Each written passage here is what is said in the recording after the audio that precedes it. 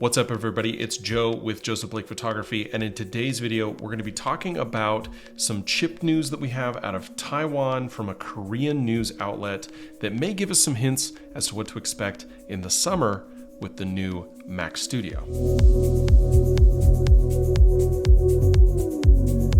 Before we jump into the video, I'm Joe. This is my channel. I would really appreciate it if you'd hit the subscribe button and the like button. That tells the algorithm that I'm doing the right stuff. I recently had my channel demonetized after taking about a year break away from YouTube in order to have a baby.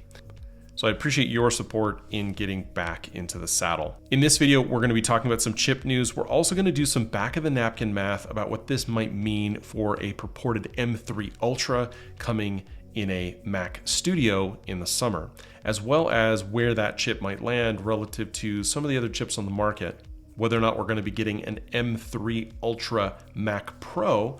And also at the end of the video, if you stick around, I've got some links to some super discounts going on Amazon right now that if you're into gear like I am, you might want to check out.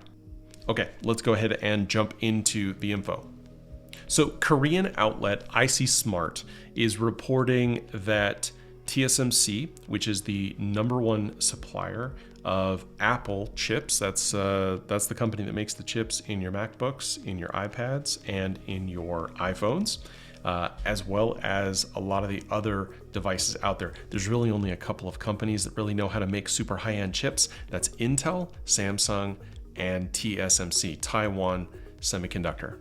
And TSMC is really the only one able to do this super small 3nm process. They came out with that last year, and Apple has really been the only company that's been purchasing it because they pre-bought a lot of the supply in advance because they're smart, and Tim Cook is a supply chain guy. So that's where that strategy comes from. So they pre-purchased all of that. But in the beginning, when you roll out a new process for silicon wafers, normally you get a lot of errors. You get a lot of problems where a percentage of the wafers don't end up having all the right stuff, or they end up having just issues with fabrication. That's normally where you end up with maybe a MacBook that has a 10-core CPU instead of a 12-core CPU. That normally means that in testing that chip, there was a fabrication problem with part of the chip, and that they were able to deactivate some of those cores, but continue using it and have it function. It's called binning, or speed binning in some cases. So when you're rolling out a brand new fabrication process like TSMC did last year, you normally run into some trouble in the beginning with production issues. And I'm sure Apple knew that going into it. But now that we're coming into the second year, or towards the end of this year, we'll be in the second year that this fabrication technology has been in place, they will have worked out a lot of the kinks, and other companies will be purchasing some of this. But it also means that when you deal with larger, more complicated designs, you get better outputs, you get better results. And you get better results with the other designs, which drops the cost, which makes it a little more cost effective to make more niche, specific, larger, complicated chips like the Ultra series from Apple. So what's being reported here is that due to the improvement in this process, we expect to see an M3 Ultra in a Mac Studio by the middle of this year, by the refresh in the summer, probably around WWDC 2024. What's not mentioned is the existence of a Mac Pro with this chip. So real quick, I want to talk about the M3 Ultra, what it might be, and let's kind of do some back of the napkin math on what we might expect out of this. Right, I've been scribbling notes just to make sure that I do this math correctly and that I'm looking at this the right way.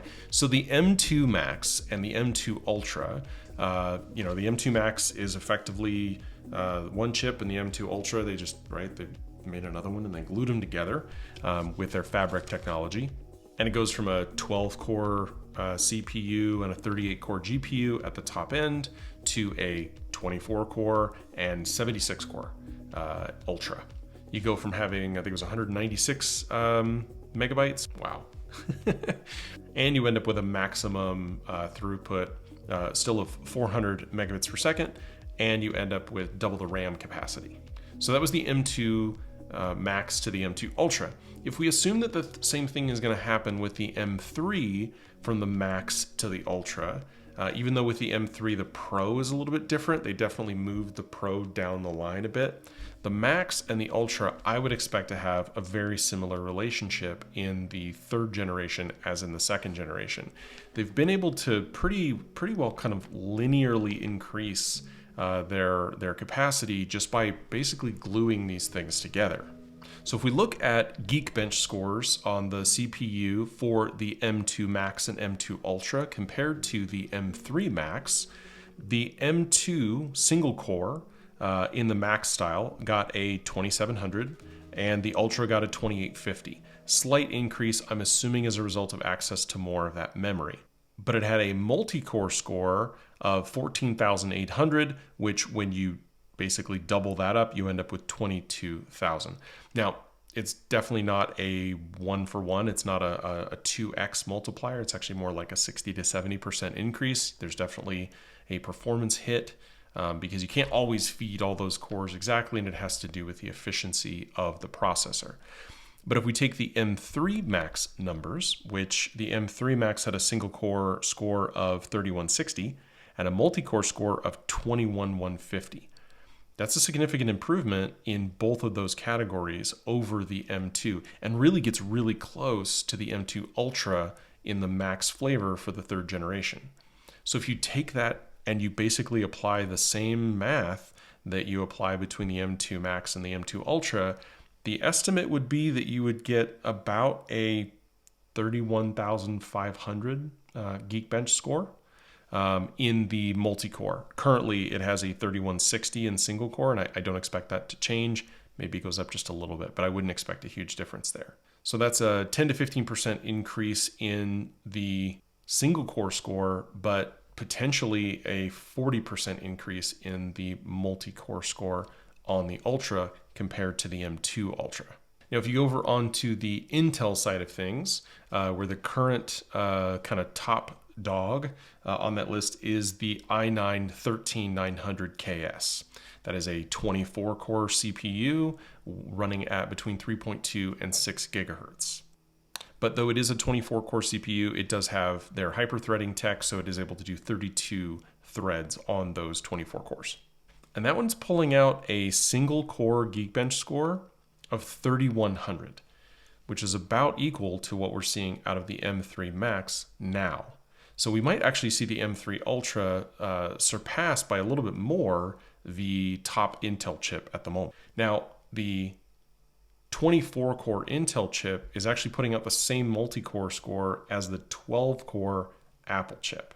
So the M3 Max, the 12-core M3 Max, is actually putting out the about 21,000 in this same benchmark, but with half the cores and also running at a lower clock speed. This is a 4.1 gigahertz processor. So if we extrapolate that same Geekbench number, that 31,500 number, that would mean that the new chip from Apple would actually be besting the chip from Intel by about 50%. Now, I know that Apple and Intel are definitely no longer apples and oranges, or apples to apples, or apples to tortillas. They're not in the same place. But Apple is definitely courting those Intel users who are still on older Apple products that are running Intel chips, who are in the 3, 4, 5, 6 year upgrade cycle.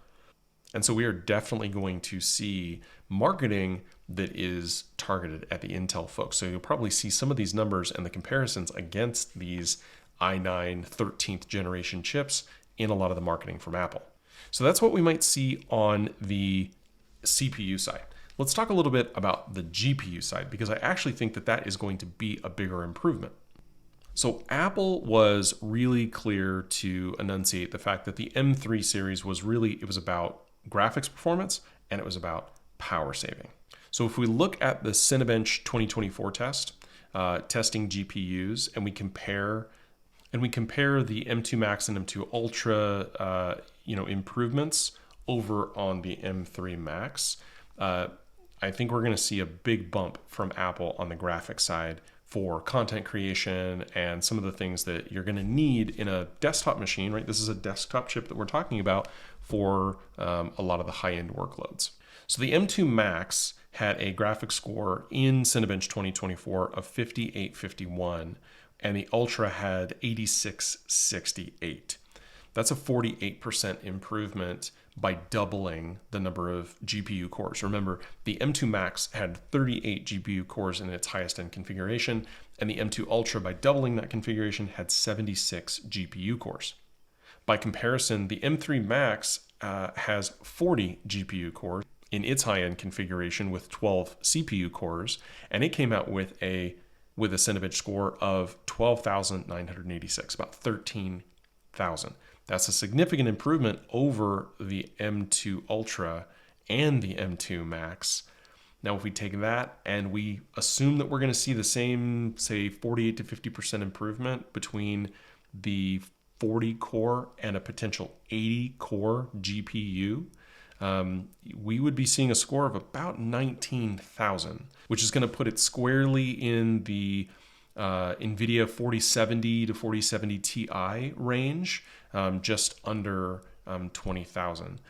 Nowhere near the numbers that we see out of the 4080 or the 4090, up in the 30,000+ points range, but it definitely gets it into the mid-range of some of these graphics hardware devices. And I really think that that's what you're going to see as we talk about some of the marketing that is going to go on in the summer as they release this product. I think squarely going after NVIDIA, but they'll probably end up labeling some mobile parts or something, or they'll throw some crazy things in there because Apple does have a tendency to get real fuzzy with their marketing math. But remember, this is a desktop processor. If it's a desktop processor, that means that we are looking at a mid-range desktop graphics performance processor. But one other thing to think about, the graphics performance is very much dependent on that unified memory architecture, right? Apple says that their graphics performance is better not just because of the compute capability, but because of access to memory, which can be really big when dealing with really kind of intensive creation tasks. This new processor should have access to 256 gigabytes of internal onboard kind of same SoC memory, with the current M3 Max having access to 128 gig. We expect that just to double up again because these are just two chips glued together. So we would expect that 256 gigabytes with 800 gigabytes per second of transfer speed. And again, I know we're talking about apples and oranges here because we have no way to test a Final Cut render on a MacBook Pro or a Mac Studio running a 4070 Ti compared to an M3 Ultra that currently doesn't exist. So I know that there's a lot of difference in platforms here, although that's where these benchmarks can make it helpful to kind of compare, because there are times where if you have a significant improvement in performance, it actually is, in some cases, more cost effective to completely switch platforms from Apple to Windows if it means, or vice versa, if it means that you're going to dollar for dollar be able to save a lot of time and be able to get content to your clients faster if you're a larger production facility where you have a bigger team, where honestly time is money. Okay, before we finish the conversation about the M3 and the M3 Ultra, I want to mention that it was included in, or rather it wasn't included in this story, that there would be a M3 Ultra Mac Pro. Honestly, I think we will see a Mac Pro, or at least there is definitely somewhere in the basements of Apple a Mac Pro running an M3 Ultra that they would just need to push a button on and ship those units. Remember, those units are going to be teeny tiny in comparison to the Studio, even fewer in comparison to, say, the MacBook Pro, and considerably fewer when talking about things like the iPhone. So Apple may be able to say, okay, yeah, let's spin up a production line of an M3 Ultra Mac Pro. But really, I think what they're going to wait for is the demand that they see for the M3 Ultra Studio. We'll definitely get the M3 Ultra Studio. That is coming. We're going to get it in the summer. But whether or not we see an M3 Pro or a M3 Ultra Mac Pro, wheels and all, will depend, I think, more so on how quickly people are interested in the M3 Ultra, in the Mac Studio, and if they see that there is a lot of clamoring for people to get that PCI Express expansion, or if they've come up with some other ability to add things like onboard memory, like additional memory expansion. But I don't think they're going to do that. I think they're going to say, you know what, here's the chip, here's 256 gigabytes of combined memory, throw in storage and any expansion cards that you need to, bring in 40 continuous 4K or 6K streams or something, right? How many Blackmagic cards do you have, and how many do you want to slam into this box? That's the question. So if that's the case and that's the workflow that you're doing, I think they'll wait to hear from those folks to see what the long-term plan is for them, because I think for the number of units that they would need to produce, they could flip a switch and it wouldn't take long for them to get those going, because they for sure have it designed. There's no question about that. Okay, moving away from the Apple Silicon conversation really quick. If you're like me, you're always looking to kind of save some money. And I just wanted to let you know that I came across some really great deals on Amazon. There's just some stuff on sale, stuff that I would normally buy, and I wanted to share it with you. I'm going to put links down below. These are affiliate links. I do make just a couple of bucks when you click these links and buy some stuff, so I appreciate that if you do. But more than anything, I just thought these were some great deals, and I thought it would be fun to include them as a segment on my video for this channel. The first is the new iPad, the 10th generation. We're probably going to get a new one soon. We didn't get a new one in 2023, which was weird, but okay. When that iPad was announced, it was $449 when you can get the 9.7 inch for $350 MSRP and probably more like $279 or $250, depending on where you can get it from and who the discounts are for. Right now, Amazon has a deal on the 10th generation iPad for $100 off. So what would normally be $449 is $349. Again, link in the description down below. That is the 64 gig Wi-Fi model, but it is available in all the colors. Next are the AirPods Pro version 2, right?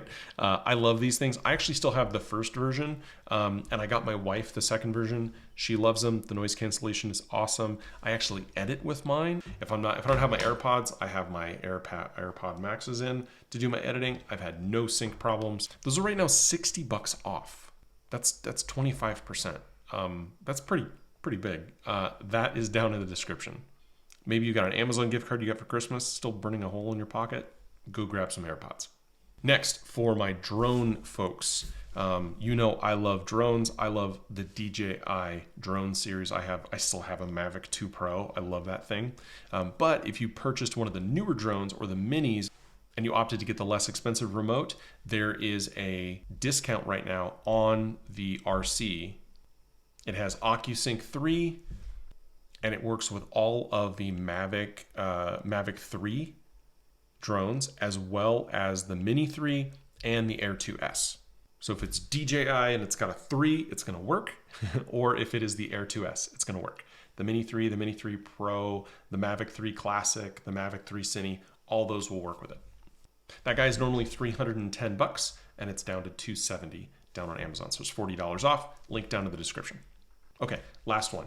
I love carrying around, I don't have it on me right this, it's not sitting at my desk, but I normally have my little NVMe SSD.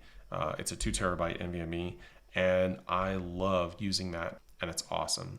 So LaCie, is that how you say that? Is it LaCie or LaCie? I've never known what. Tell me down in the comments, what's the right way to say that? So LaCie has their 2 terabyte rugged drive. This is USB-C, it is NVMe, it's IP67 water resistant, and it'll do up to 1,000 megabits a second. It is on sale for 66% off. So it's normally $500 and something, and right now it's $180. So again, if you got some Amazon gift card money from the holidays still burning a hole in your pocket, maybe you've already filed your tax return here in the United States and you know how much you're getting back. Hopefully getting something back, not having to pay. This is a great option for you. I'm going to put those links down in the description. Again, Thank you so much for watching. Go ahead and hit subscribe and like if you like videos like this. Leave me some comments. Let me know what you would like to see from me. I'm trying to rebuild this channel, trying to get subscribers, trying to get views and likes so that I can turn monetization on so that I can, did I mention that I had a kid? Do you know how expensive kids are? Oh man, the wipes, the diapers, the food. It's crazy. Anyway, hit like, hit subscribe, and I will see you in the next one.